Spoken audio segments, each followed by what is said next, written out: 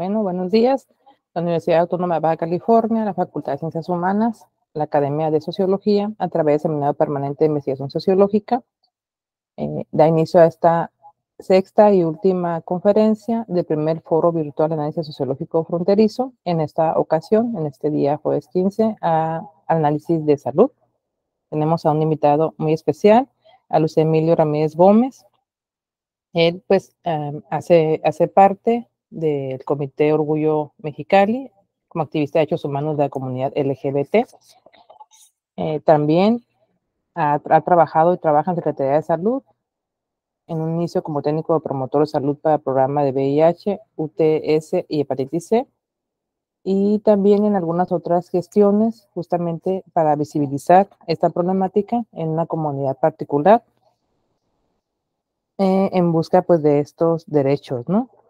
Entonces es muy, muy importante su trayectoria. Además, está aquí porque también es estudiante de sociología en esta Facultad de Ciencias Humanas. Entonces estamos muy, muy orgullosos y muy interesados en escucharle, por lo cual le damos el uso de la voz. Adelante, Luis Emilio, bienvenido. Pues muchas gracias y de verdad me siento honrado la invitación para formar parte de este primer foro.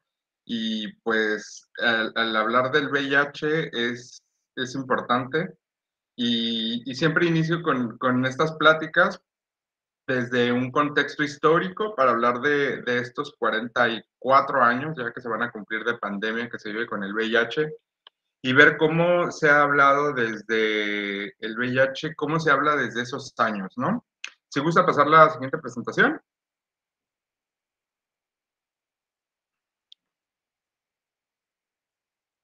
Bien. Ok, ahí está. Pues bien, la llegada del VIH hace, pues en el 81, en el 80, pues vamos a cumplir 43 años, 44 años ya con esta pandemia. Eh, Siempre se habla del VIH desde el lado médico, desde el lado médico, cómo fue, cómo llegó, qué es el virus, qué genera el virus en el cuerpo humano, pero hay que ver los contextos históricos y cómo los mismos medios de comunicación en los primeros años dieron a notar esta pandemia. En su momento era el llamado cáncer rosa, el cáncer de los homosexuales, fue señalado para exclusivo para los hombres que tienen sexo con hombres como homosexuales, que eran los que atacaban. El primer medio de comunicación a nivel mundial que dio a conocer esta nota fue el New York Times. El 3 de junio del 81, de 1981, da a notar un extraño cáncer en hombres homosexuales. Es importante hacer el hincapié de cómo nos hacen ver los medios de comunicación, porque podríamos decir, a 43 años del inicio de esta pandemia, pues los medios de comunicación no han hecho un gran cambio en cómo dan a notar el virus. Hoy por hoy los medios de comunicación hablan de manera diferente, pero siempre contextualizando hombres homosexuales, ¿no? Cuando hoy sabemos que el virus no es exclusivo de la población LGBTIQ+, en específico hombres gays o mujeres transexuales, que es como que es el número mayor en donde dan las estadísticas. En el mismo 5 de junio del 81, el Centro para el Control de Enfermedades de Estados Unidos reportaron los primeros casos de una rara neumonía en jóvenes. Daba a notar nada más en exclusivo a hombres jóvenes entre 25 y 30 años aproximadamente, y empiezan a darse a notar los primeros números de muertes. En ese mismo año, el 1 de junio, pues la CDS utiliza por primera vez en un boletín el síndrome de inmunodeficiencia humana adquirida, que es el SIDA. Ahorita más adelante en la presentación vamos a ver un poquito de datos específicos médicos de qué es el VIH, qué es el SIDA y qué es el virus, porque desde ahí parte mucho de la desinformación que hoy por hoy se sigue replicando, la xerofobia que se sigue replicando, la discriminación que se sigue replicando. Si gusta darle a la siguiente presentación, por favor. Ok, bien.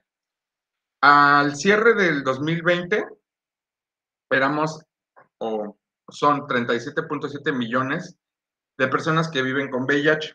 Les voy a poner en el chat una liga que es la página de Unicida, donde ustedes si entran van a poder ver los números más actuales a nivel mundial.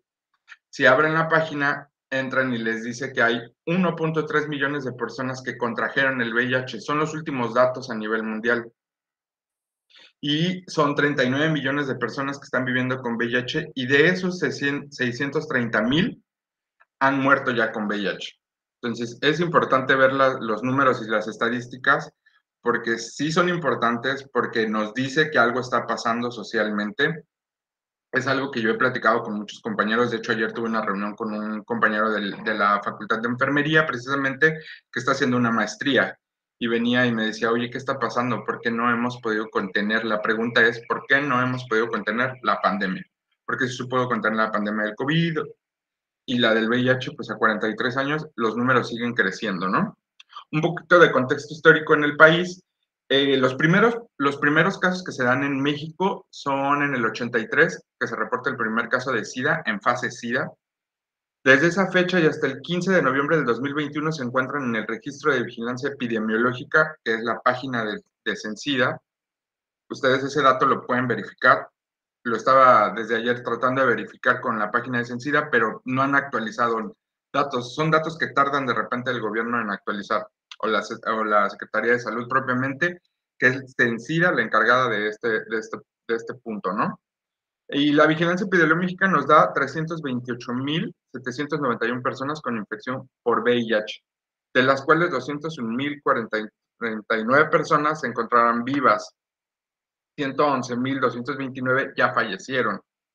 Son personas hasta el 2021, hace 2 años, que eran la estadística que nos daba en México. Pero aquí quiero hacer un paréntesis porque, vaya,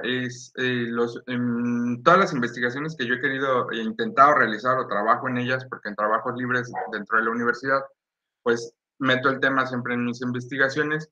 Curiosamente, los medios de comunicación no daban a notar ninguna nota, ¿eh? No se hablaba desde los periódicos, no se hablaba desde los medios. En televisión era muy poco lo que se hablaba. Hace poco me encontré, curiosamente en TikTok, un video de Verónica Castro dando a notar la muerte de Freddie Mercury. El día que murió, avisa en pleno programa que fallece Freddie Mercury por situaciones del SIDA, y los comentarios al final de parte de ella son así como, cuidado, ojo con lo que se está haciendo, así, pero desde el juicio social y moral que esto genera. Entonces, eso es un mensaje exponencial. Imagínense en uno de los programas de Verónica Castro, que era de los mayores vistos en los 80s, finales 80s, principios 90s, dando a notar esto con la muerte de Freddie Mercury. Era un mensaje social muy fuerte el que mandaba. Entonces, en México hay un atraso en cómo se da a notar la pandemia, cómo se habla de la pandemia. No existen datos propiamente sociales. Médicos hay muchos, se habla desde lo médico, se habla de los avances médicos, se habla desde ahí, pero desde lo social, la investigación social en México en el punto VIH y enfermedades no se habla, es muy poco lo social que se trabaja. Si gusta la siguiente presentación. Aquí vamos a aclarar un poquito de qué es el VIH, porque me he encontrado a lo largo de estos 5 años que me he dedicado al VIH como activista y ya después como trabajador de la Secretaría de Salud, que la gente no sabe, que confunde VIH y SIDA. Creen que son lo mismo. Al final es un mismo virus, que es el virus de inmunodeficiencia humana, VIH. La diferencia entre VIH y SIDA es vivir con VIH es la etapa cuando ingresa a nuestro sistema inmunológico, que eso depende, puede tardar, o sea, podemos tenerlo, pero nunca se activa, que eso es una persona seropositiva, pero bien, la etapa SIDA es la etapa final, cuando el sistema inmunológico ya se encuentra en todo hasta abajo, ¿no? No tenemos ninguna defensa en nuestro sistema y básicamente ahí entramos en una etapa SIDA. No quiere decir que una persona que vive con SIDA no se pueda levantar con tratamientos, medicamentos, seguimiento médico y llegar a otra vez etapa VIH y volverse indetectable. Que ahorita más adelante vemos lo de que es indetectable igual a intransmisible, ¿de acuerdo?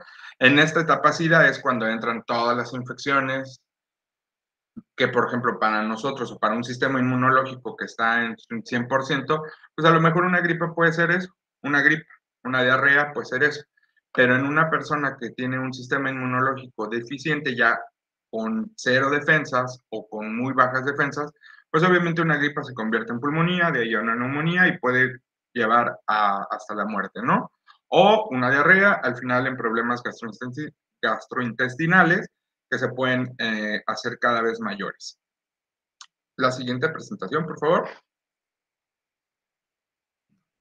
Otro punto que también me he detectado en el trabajo social, en el campo, en la calle, en las jornadas de detección, con mi misma población a la que pertenezco, con la misma sociedad que platico, me dice, oye, ¿tienen dudas de cómo se transmite el VIH? Cuando les preguntas, me salen con muchas cosas que me han pasado, que por usar el mismo baño, por usar la misma ropa, por comer en el mismo plato, por usar los mismos instrumentos para comer, cuchillo, todo eso, al final creen que se puede transmitir por ese medio. Los únicos medios de transmisión del VIH son tres.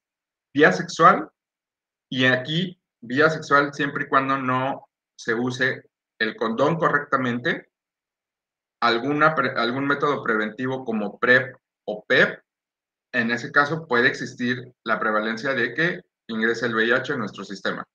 Vía sanguínea por transfusión o por aquí en la vía sanguínea incluye transfusiones directas de sangre o bien los usuarios de drogas inyectables, ya que los usuarios de drogas inyectables normalmente en esas poblaciones nos encontramos que pues viven en un contexto social de calle, violencias, pobreza, y obviamente ahí mismo pues no hay un lugar donde puedan intercambiar las jeringas. Hoy en Mexicali existe solamente una asociación que se dedica a hacer intercambio de jeringas, que se llama Verter. Verter está en el en el centro de la ciudad. Ahí, si conocen la famosa linterna, por donde ahora está el famoso barrio chino, ahí al lado del museo de la comida china, ahí está Verter. Ahí pueden ir a hacer intercambios de jeringas, la gente llevan sus jeringas utilizadas, las cambian y les dan nuevas.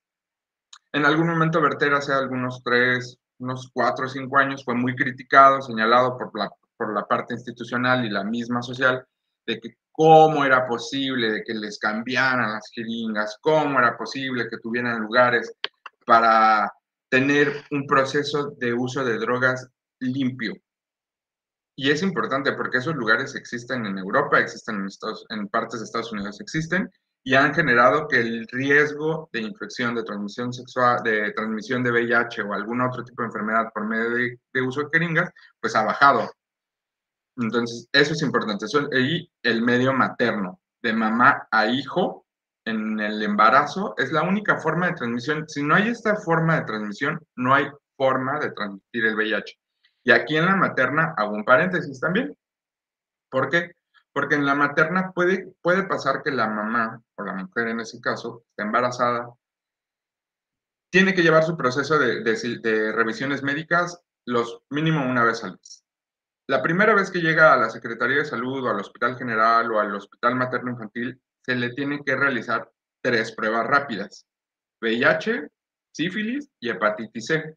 ¿Para qué? Para que desde el primer mes, si aparece alguna situación como VIH, pues pueda entrar antirretrovirales y a su proceso de medicamento.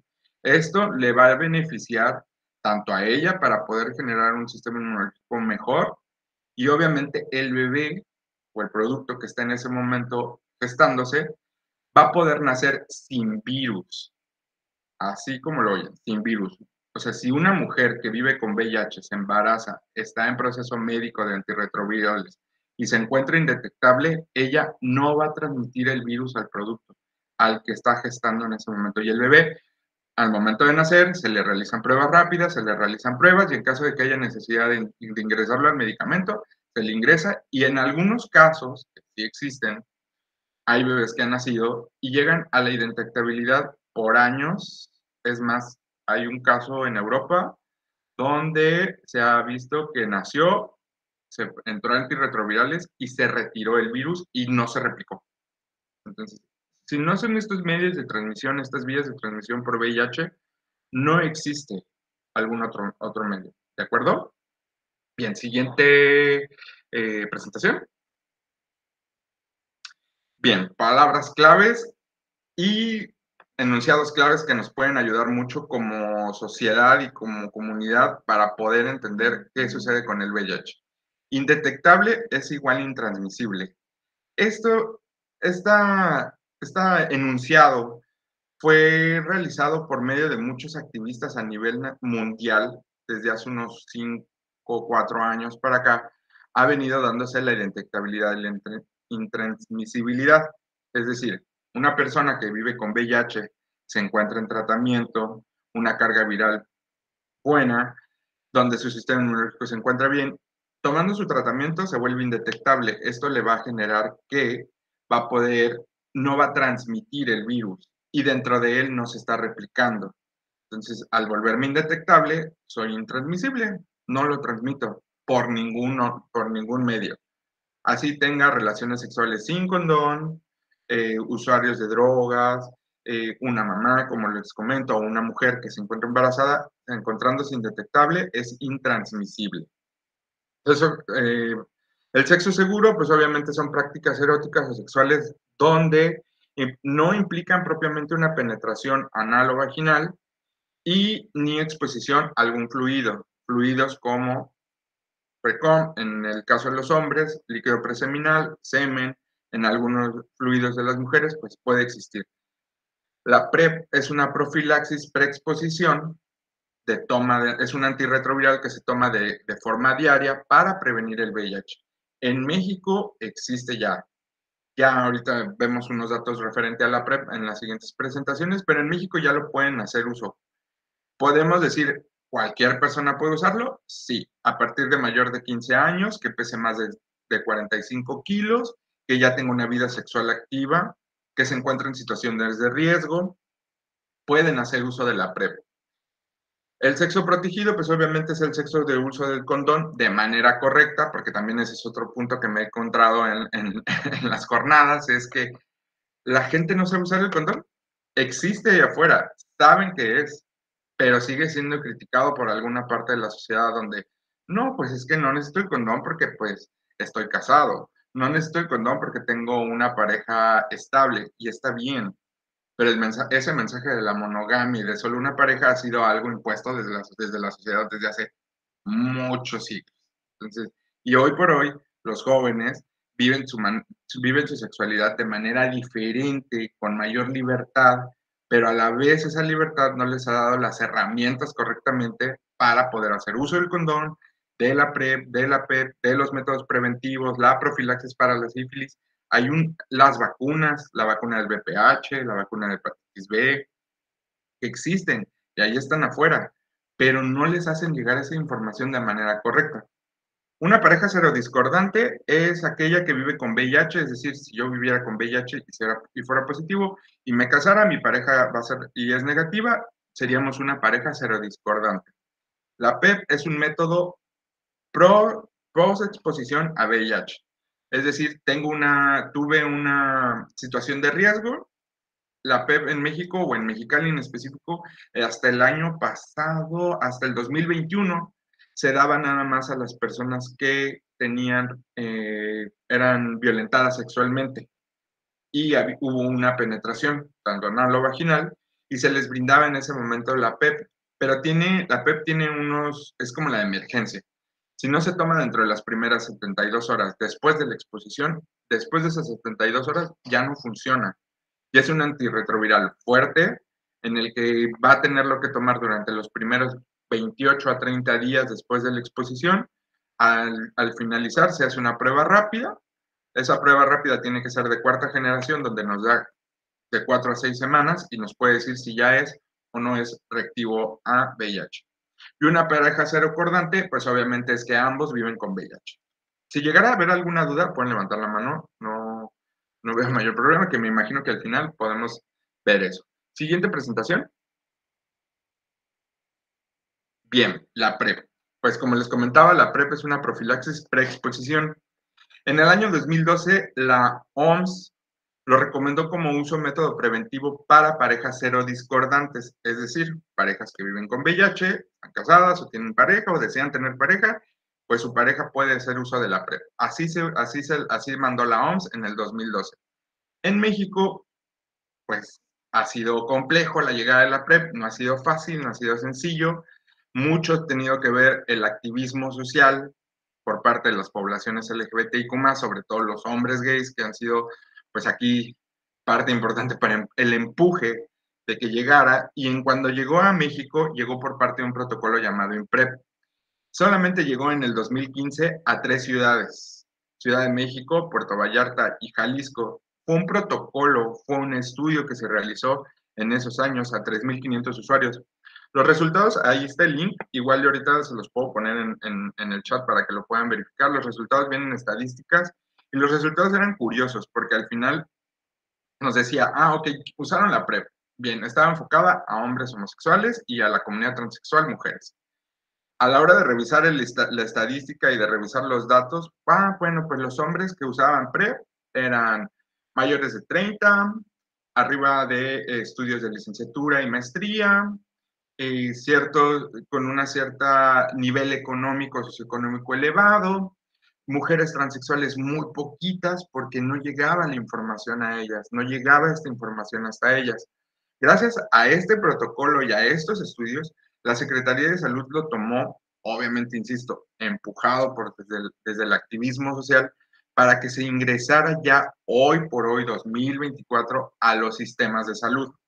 Hoy dentro de los sistemas de salud, Secretaría de Salud en Capacits o IMSS en su área de epidemiología o el ISSSTE lo pueden conseguir, pueden hacer uso de la PrEP. Cualquier persona que lo llegue a solicitar no se le puede negar. Obviamente hay una consejería, obviamente hay un seguimiento, debe de haber un respaldo médico porque se tienen que hacer ciertos análisis y podríamos decir, aquí, ¿cualquier persona la puede tomar? No. Si hay problemas en el riñón, pues es una persona que no va a poder tomar PrEP, pero para poder analizar eso, pues se tienen que hacer ciertos análisis. Siguiente presentación. La PrEP como tal no es una vacuna, no es para bajar la ansiedad. Se necesita, como les decía, supervisión médica y dar el uso correcto de las indicaciones. Aquí el uso de la PrEP más el condón van ligados. No se puede separar uno del otro. Al final la situación social es diferente, pero siempre lo recomendable es usa condón y usa PrEP para que puedas tener una mejor eficiencia del medicamento. Es un antirretroviral, es un medicamento, si se toma de forma diaria, es la decisión de cuánto tiempo lo tienes que tomar, eso va desde el usuario. Nosotros como trabajadores o como empleados del departamento, del área o del programa, pues obviamente a la hora de la consejería les decimos, tú decides cuándo quieres terminar de tomarlo, pero al momento que lo dejes de tomar, pues obviamente tu protección baja, tu protección ya no está, es inexistente. La siguiente presentación, por favor. ¿A quién va dirigida la PrEP? Y aquí es importante, adolescentes y adultos, insisto, a partir de los 14, 15 años, que pesen más de 45 kilos, que tengan una vida sexual activa. El uso inconsistente del condón, que donde encontramos el uso inconsistente del condón, en una consejería. Cuando se platica con el usuario, con el futuro paciente, se tiene que platicar con él, se tiene que indagar procesos de su educación sexual, cómo ha estado, qué ha hecho, y no por desde el juicio moral y social, sino desde qué haces para saber si de verdad es candidato. Comunidad transexual, en específico mujeres, comunidad bisexual, porque es una parte de la población de la diversidad sexual de la cual casi no se habla y se habla normalmente desde el juicio. Hombres que tienen sexo con hombre, mujeres en situación de violencia, personas privadas de su libertad, es decir, las personas que se encuentran actualmente en cárceles o cerezos, lo pueden solicitar, pero bueno, ahí es otro tema que se puede hablar de investigación, pero la situación ahí hay que meterse un poquito más. Personas de usuarios de drogas inyectables, personas y personas migrantes. Ellos son poblaciones de alto riesgo. Formamos parte de población de alto riesgo. Yo formo parte de una población de alto riesgo. Entonces, al formar parte de ello, tengo que ser consciente de poder hacer uso de la PrEP. Si un heterosexual me dijera, si me han cuestionado, de oye, ¿por qué los heterosexuales no hacen uso de la PrEP? Porque en general, pues existe el condón.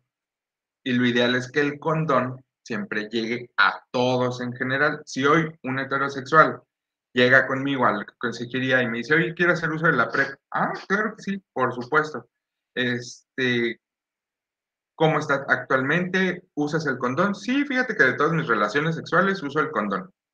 Ah, bueno, ¿sabes qué? No eres candidato a usar PrEP, porque tú ya tienes bien definido y bien establecido que la protección que tú usas es el condón. Y el condón, hoy por hoy, me da la mejor eficiencia para la cero transmisión. VIH, sífilis, gonorrea, el VPH todavía está ahí.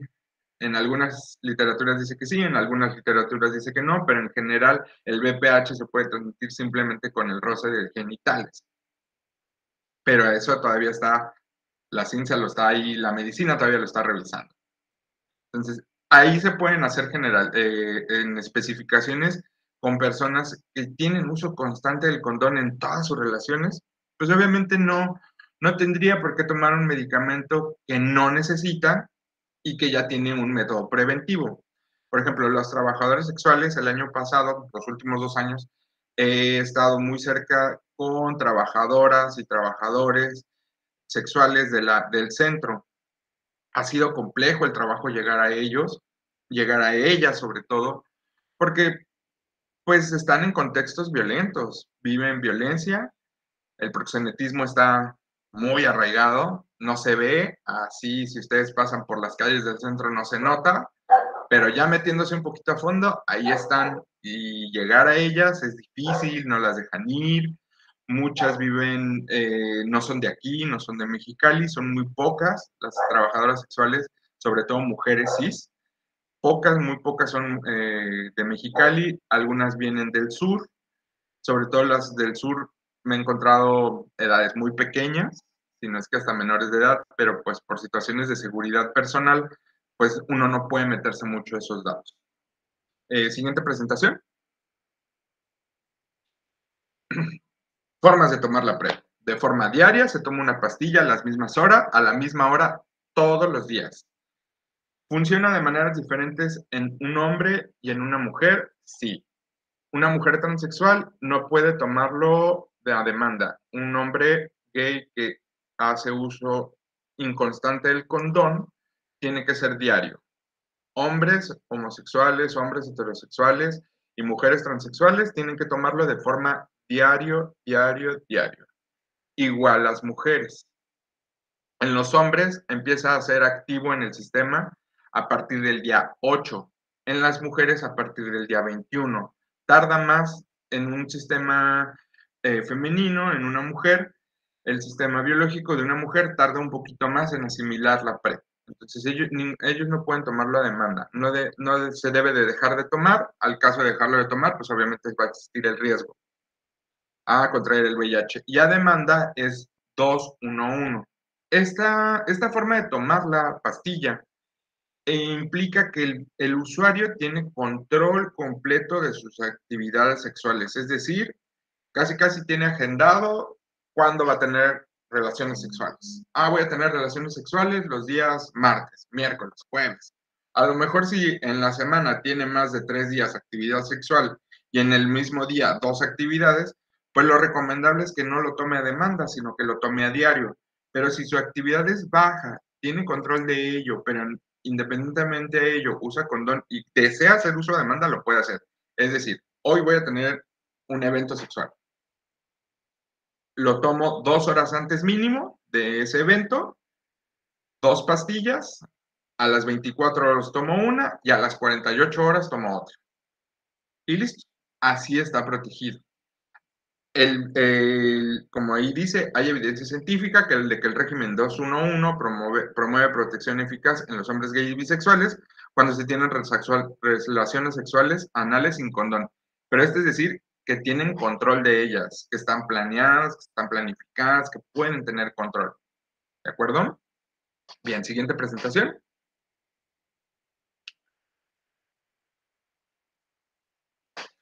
Como les decía, ¿dónde podemos obtener la PrEP? En la Secretaría de Salud.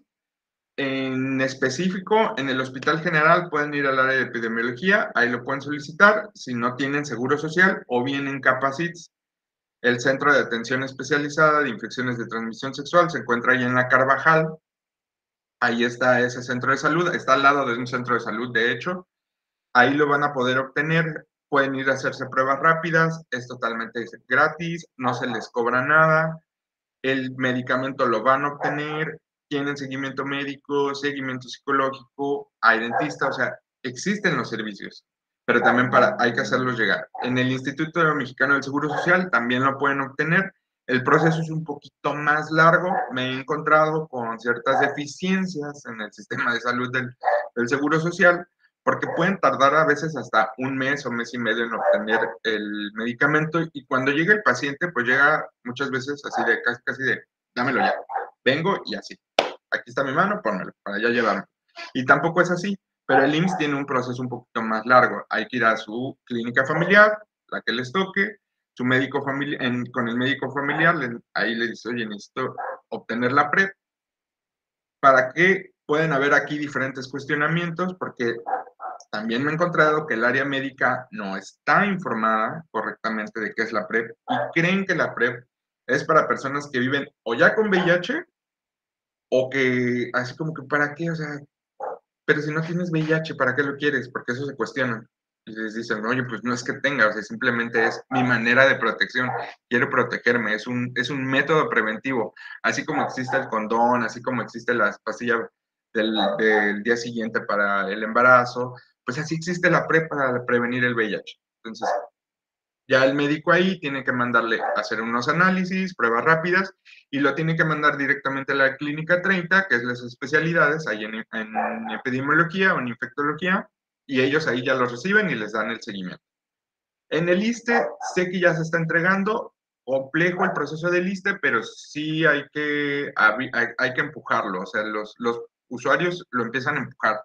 No se puede negar, no se puede decir que no, no le pueden decir a ningún paciente, no, no te lo voy a dar, no, no te lo puedo dar. Es un servicio que existe y cualquier persona lo puede solicitar. En caso de que sea negado, se tiene que meter quejas ante Derechos Humanos y demandar directamente a las instituciones. Siguiente presentación. Bien, pues aquí les pongo las referencias de dónde tomé la información. Es importante hablar del VIH. Hoy por hoy, como les comento, de manera social existe la xerofobia y bastante desinformación. Si llegara a haber alguna duda, podemos empezarlo a verificar.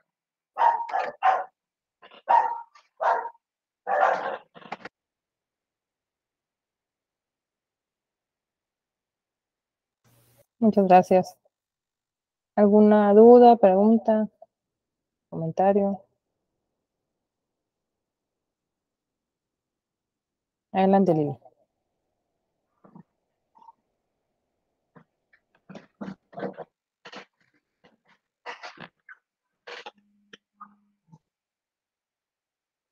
Sí, adelante, Lili. Ay, ¿cuál duda? A ver, no sé. ¿Había duda? No sé, ¿quién tiene duda? Sí, está la doctora Lili López, que levantó la mano. Le damos el uso de la voz. Adelante, Lili. ¿Puedes abrir tu micrófono?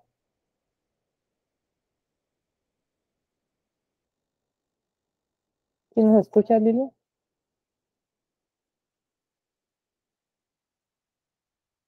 Creo que no. Tal vez no pueda abrir su micrófono. No sé si alguien más quiera preguntar, lo que se puede comunicar con nosotros la doctora Lili López. Adelante, Denise. Sí, aló, buen día. La pregunta para mí sería, estoy enterada de que existen esos centros ambulatorios para la prevención y atención en SIDA e infecciones de transmisión sexual, ¿no? Los CAPACIT. ¿Esos centros los trabaja ICESalud y de alguna manera si los trabaja ICESalud, hay una forma como de generar información estadística desde ahí, y también cualitativa, es decir, como algún tipo de diagnóstico, algún programa que pueda dar monitoreo a estos casos. Y por otra parte, me interesó, por ejemplo, esto de las personas que son contagiadas mediante el uso de jeringas, ¿no? Que también ahorita hablabas de Verter, que es la asociación esta que trabaja con la reducción de daños, ¿no? Y qué tanto de digamos, esos procesos de reducción de daños se podrían implementar en programas de salud como institucionales y que permeen dentro de la política pública de salud, ¿no? O sea, serían como mis dudas, como, no sé si eso está realmente como prioridad en la agenda, no sé si tengas esa información. Pues mira, las estadísticas las vas a poder encontrar directamente en Cencia, en la página del Centro Nacional para la Prevención. Ahí las vas a poder verificar. Ahora bien, algún número cualitativo en específico que ha sucedido con la PrEP. El último dato que yo tengo con el que cerramos el año pasado, Mexicali, es que de toda la población, el Capacit forma parte de la Secretaría de Salud, forma parte directamente de la Secretaría de Salud, no atiende personas que tienen seguro social, ISSSTE o ISSSTECALI. Atienden personas que no tienen ningún servicio médico. El último número éramos 150 personas que estábamos dentro de PrEP el año pasado. Las estadísticas realmente son complejas, son difíciles, no tan fácilmente obtienes la información, hay que solicitarlas, hay que meter escritos, hay que meterlas, pero sí te las dan. ¿Algún estudio? No existe un estudio. Ayer, curiosamente, que me reuní con mi compañera de enfermería, con un amigo que estudia la maestría, me decía, oye, es que no hay ningún proceso de atención directa, no existen procesos en la Secretaría de Salud. Hay un manual que es de consejería, del área médica, cómo dar la información y el área estadística o de atención. Pero realmente un proceso así que diga A, B, C, D, no existe. Hay muchas asociaciones y todo viene desde el activismo social de cómo se debe dar la consejería, de cómo tratar, de cómo trabajar en pares, es decir, personas que ya viven con VIH, pues que tengan la atención, porque pues hablemos de la realidad, o sea, realmente hablemos desde la realidad. Hoy por hoy, en Mexicali no se habla de VIH, somos el 7º lugar a nivel nacional y no se habla. Tijuana es el principio, todos los municipios, Tijuana es el que tiene el número más grande de casos positivos en VIH. Después Ensenada, después Mexicali y después todos los demás municipios. Pero hoy por hoy no se habla. Es como antes, la homosexualidad se sabía que existía, pero no se hablaba. El VIH está pasando lo mismo, ¿eh? No se habla, sabemos que existe.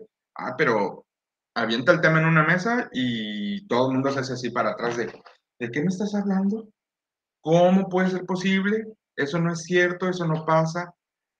Ay, no, eso es una enfermedad de homosexuales, porque seguimos siendo señalados. Yo en las jornadas me sigo encontrando gente que sigue señalándome como enfermo. Y eso es una realidad. No es algo que me saco de la manga y que estoy así de, el dato. No, no, no. Cuando sales a campo, sales a las jornadas, en plazas comerciales o en las escuelas, pues los jóvenes, pues sí, saben que existe el condón y algunos saben que existe la PrEP, pero en general no. Y las estadísticas, pues tardan en salir. O sea, ahorita estaba desde ayer tratando de ver la estadística del 2023 y Cencida no ha actualizado. Entonces, son complejos y pues los procesos sí muchos de esos procesos se van a hacer empujados desde el activismo social. La derogación del VIH, porque hoy por hoy el VIH a nivel nacional es criminalizado y castigado. O sea, una persona que vive con VIH no se puede casar, no puede tener transfusiones, no puede ser mamá. Obviamente, ahí es todo un tema legal que ya Tepic o Nayarit en su caso lo derogó el año pasado. Ciudad de México lo derogó hace 2 meses, menos de un mes. Está en pugna ahorita Estado de México, pero en realidad se tiene que derogar, se tiene que dejar de criminalizar para que empecemos a educarnos de manera correctamente, porque también ese es otro punto. Educacionalmente no hemos sido educados con educación sexual de manera correcta. Si nos aventamos un clavado a los libros de texto de cómo presentan el VIH en sexto de primaria, que se empieza a hablar, secundaria y preparatoria, pues se habla escueto, no se toma a fondo y siempre desde el lado médico, no desde el lado social. Nadie habla desde el lado social. ¿Qué sucede? ¿Por qué sigue existiendo la discriminación? ¿Por qué sigue existiendo la xerofobia? Pues por la desinformación. Yo el año pasado tuve 3 casos de personas que viven con VIH y fueron así, corridos de su trabajo. Y tuve que, ahí, pues, obviamente intervengo, obviamente los apoyo, les explico cuáles son los medios, se tiene que demandar a la empresa, se tiene que, o sea, todo un proceso largo. Pero de verdad sigue existiendo la discriminación y la xerofobia. Espero haber resuelto tu duda, Denise. Sí, muchas gracias. Fíjate, nada más, no sé si pueda participar un poquito más, maestra, lo siento. Pero ahorita con lo que dijo, se me vinieron como muchas ideas, ¿no? Por ejemplo, pensaba, y lo platicaba acá también en el trabajo, sobre el estigma, ¿no? Que a pesar de ser como un concepto muy abstracto, no materializado, es decir, no lo podemos ver ni tocar, el estigma sigue cambiando vidas, ¿no? Se me viene a la mente a alguien que no se hace un diagnóstico, que digamos contagia a otra persona y pues así va cambiando vidas, ¿no? Y el estigma de no querer ir porque me van a discriminar, porque me van a humillar, la gente va a saber a lo mejor que soy parte de la diversidad, ¿no? Sexual, a lo mejor todavía no lo quiero decir por el estigma, etcétera, ¿no? Y también ahorita lo que decías de la información, se me viene a la mente esta parte de la educación integral de la sexualidad, el concepto ese que yo también había estado retomando para el tema del aborto, pero que cabe muy bien también en este tema porque al reconocer la diversidad sexual y de género y al reconocer otros aspectos que han sido tabús, digamos, por mucho tiempo, poder pasar la información, ¿no? Desde la educación y poder tratar de minimizar, digamos, los riesgos que esto pudiera generar a largo plazo, ¿no? Y la otra, ¿no? La cuestión de la criminalización, es decir, el estigma pasado a lo jurídico, o sea, prácticamente, ¿no? El estigma pasado a lo jurídico, lo que no está en la ley, que debería estar, y lo que está, se criminaliza, ¿no? Entonces, nada, me dejas que me y te agradezco mucho la presentación. No, al contrario, Denise, muchas gracias. Pues me encuentran en la facultad los jueves, ahorita este semestre, de 6 a 8, los viernes de 4 a 10 y los sábados de 9 a 3. Cualquier cosa que tengan, duda, que se quieran realizar pruebas rápidas, que quieran platicar con su servidor, con mucho gusto los atiendo y los puedo ayudar. Aquí les quería presentar así de rápido, hay una cartilla, aquí se ve, la cartilla de derechos humanos de personas que viven con VIH. Es importante que se sepa que existe este documento para que puedan ellos, pues, empoderarse, porque hay que empoderar a los pacientes que viven con VIH. El empoderarlos les va a dar visibilización, y al serlos visibles les va a dar el poder de poder decir, esto sí, esto no. Es decir, el primer punto es, una persona que vive con VIH no tiene que decirle su estatus a nadie si él, ella o ella lo desea. Si él no quiere decirlo, no tiene por qué decirlo. Así de fácil. Porque aquí está, ¿eh? No tiene por qué decirlo. No puede ser juzgado, no puede ser señalado, no puede ser discriminado. Oye, pero es que me tienes que decir, no. La protección, ¿cómo dicen? La prevención es de la nariz hacia adentro. Me quiero cuidar, me cuido yo. Yo no le reviso ni los genitales a la gente, ni qué hace con sus genitales, ni cuántas veces lo hace. Quiero prevenir de la nariz hacia adentro. Ese es el ejercicio de la educación sexual. El primer ejercicio que tendrían que hacer. Y hoy por hoy no nos hacen responsables. Pero bueno, podemos hablar mucho del tema referente a. ¿Lilia? Sí, gracias. Una disculpa, pero hace ratito estaba conectada por el celular. Más que pregunta, comentarios. Fíjate que a mí me tocó trabajar en CIAEC del 2011, bueno, ahorita estoy encargada de CIAEC, pero del 2011 al 2000, ¿qué te puedo decir? 2016 más o menos, se trabajaba un programa de reducción de daños en el centro de la ciudad. Entonces, tal vez es una de las cosas que adolecemos en México, de buenas bases de datos actualizados, de datos que nos permitan tomar decisiones y dimensionar las problemáticas sociales. Entonces, yo te escuchaba decir al principio que no hay datos en términos de salud, pero tal vez triangular la información a través de informes relacionados con el trabajo con migrantes en reducción de daños, trabajo con usuarios de sustancias, te pueda dar como esa otra parte de datos que a lo mejor no están en lo que es la Secretaría de Salud, pero sí en proyectos por ejemplo, de la UABC.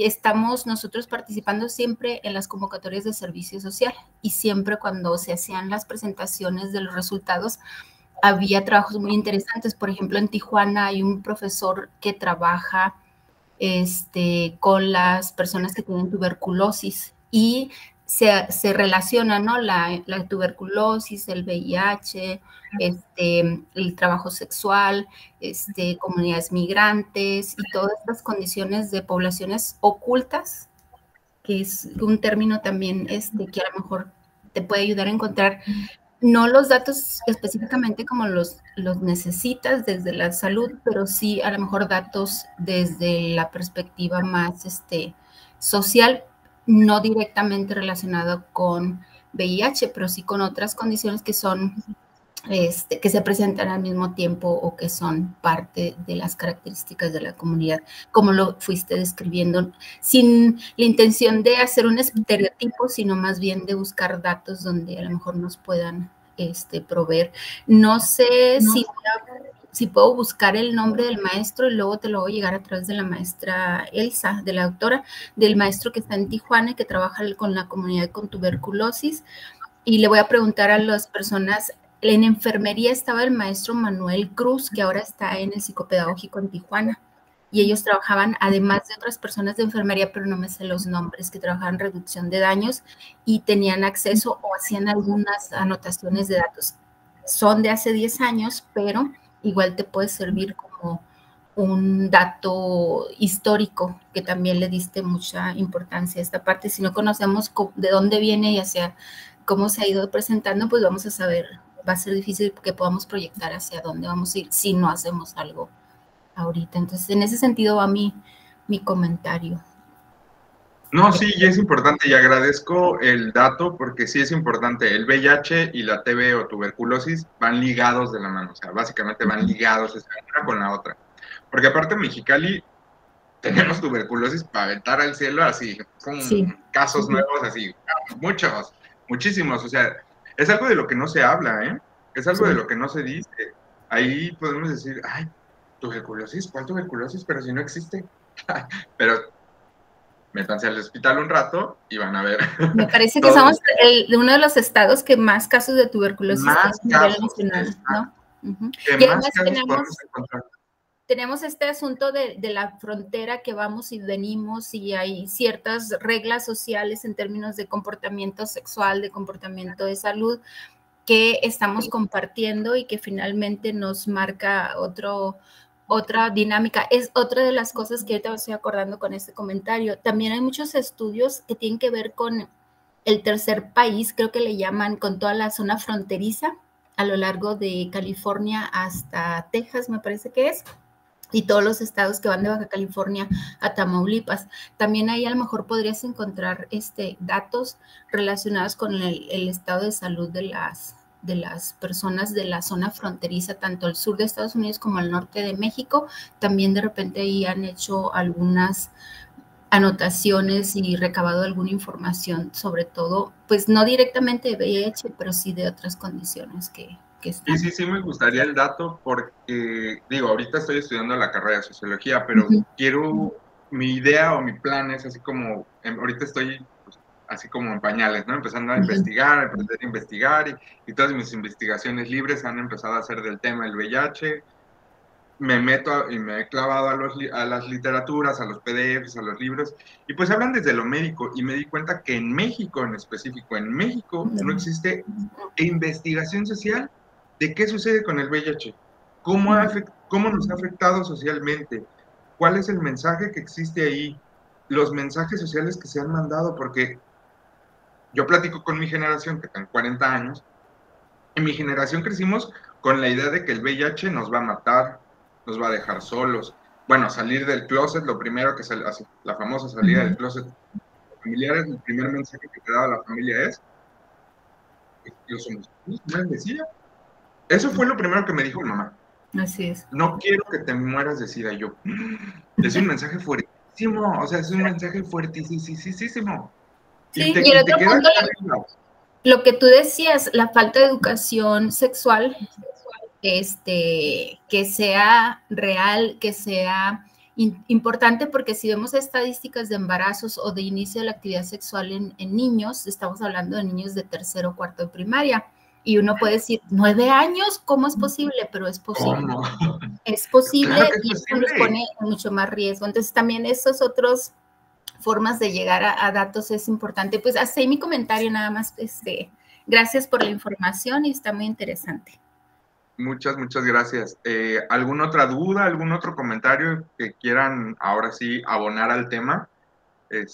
Porque digo, nos podemos quedar aquí un chorro de tiempo a hablar de educación sexual, cómo se ha dado en las primarias, qué ha sido difícil, el activismo hemos intentado, trabajado, llevar el tema de la sexualidad a todo el sector educativo, y créanme que es bien complejo, ¿eh?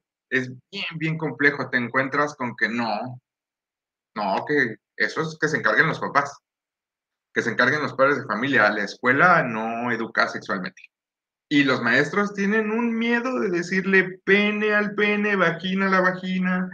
O sea, se ponen rojos de 1000 colores cuando hablas de sexualidad. O sea, dices, oye, pero ¿qué pasó? La carrera de educación te la acabas de pasar por el arco del triunfo. Pero bueno, son comentarios que ahí dejo en el aire. Cualquier duda que tengan, si gustan, pues con mucho gusto la puedo ir resolviendo, o bien por mi parte, pues agradezco de verdad de antemano el espacio, la confianza, y pues esperemos ahí seguirnos viendo en el camino. Muchas gracias, obviamente, a Luis Emilio Ramírez, estudiante de Sociología, a todos y todas las presentes. Si no hay ningún otro comentario, pues igual les agradecemos mucho su presencia, su participación, su paciencia y permanencia en este primer foro virtual en análisis sociológico fronterizo. Abiertos a nuevas propuestas, a quien quiera participar. Todos son bienvenidos y bienvenidas. Y pues que tengan muy buen día. Muchísimas gracias. Y que continuemos con estos esfuerzos desde la sociología, porque es importante los determinantes sociales de la salud, ¿no? Es muy importante esto, traerlo a la realidad en una frontera que tiene tantas problemáticas, entre ellas de salud. Y sí, es importante traer la salud de manera social, porque como último dato, ayer y con mi esposo y con compañeros que nos dedicamos a esto, yo les decía, oye, pero ¿por qué no hablamos, por qué no acabamos con la pandemia del VIH? O sea, ¿por qué la pandemia del VIH sigue existiendo? O sea, ¿por qué siguen los números creciendo? Y mi respuesta que ahorita tengo, y mi teoría es que se habla desde lo médico. O sea, sabemos que hay avances médicos, que la medicina, que jiji, o sea, que existe todo eso.